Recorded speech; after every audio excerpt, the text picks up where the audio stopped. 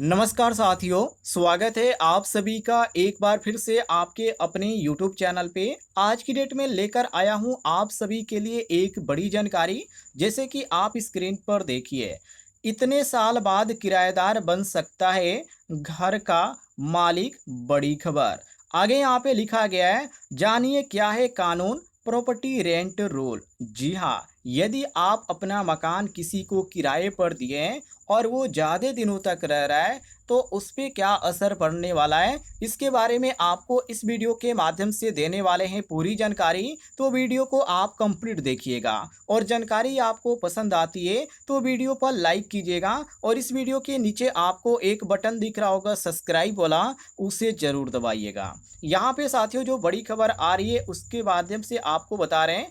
जैसे कि आप यहाँ पर पढ़िए, यहाँ पे लिखा गया है, अक्सर आपने सुना होगा कि सालों से एक ही मकान में रह रहा किराएदार अब मालिक बनने की बात करने लगा है। ऐसे मामलों में कानूनी लड़ाई बहुत ही लंबी चलती है और मकान मालिक को भारी नुकसान झेलना पड़ता है। इसलिए अगर आप भी मकान किराए पर दे रहे हैं या देने की सोच रहे हैं तो नीचे दिए गए नियमों को जरूर यहाँ पे जान लीजिए। जैसे कि यहाँ पे इन्होंने नियम क्या लिखा है, यहाँ पे लिखा है मोटी हेडिंग में, क्या सच में किराएदार बन सकता है मालिक? जी हाँ, अगर कोई किराएदार लगातार 12 साल तक बिना किसी रुकावट और आपत्ति के किसी मकान में रह रहा है तो वह उस प्रॉपर्टी का मालिक भी बन सकता है। इस कानून को एडवर्स पोजेशन यानी कि प्रतिकूल कब्जा कहा जाता है। यह नियम लिमिटेशन एक्ट 1963 की धारा 65 के तहत आता है। इसके बाद इन्होंने यहाँ पे बता रखा है, हालांकि इसका मतलब यह नहीं कि कोई भी किराएदार 12 साल रहकर मालिक बन जाएगा। इसके लिए उसे साबित करना होगा कि इतने सालों तक वह उस प्रॉपर्टी के बिना किसी कानूनी दस्तावेज या एग्रीमेंट के कब्जा जमाए बैठा था और मकान मालिक ने कोई आपत्ति नहीं जताई। इसके बाद इन्होंने यहाँ पे बता रखा है, रेंट एग्रीमेंट क्यों है जरूरी।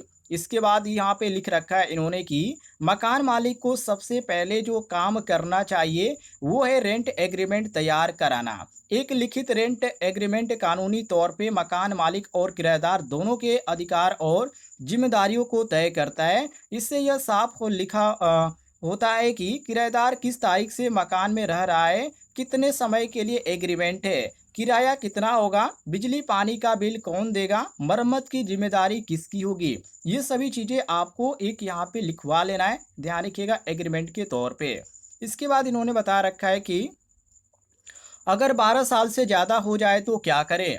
यहाँ पर इन्होंने बता रखा है कि मान लीजिए कि आपने किसी को बिना एग्रीमेंट के किराए पर मकान दे दिया है और वो 12 साल से ज़्यादा समय से रह रहा है।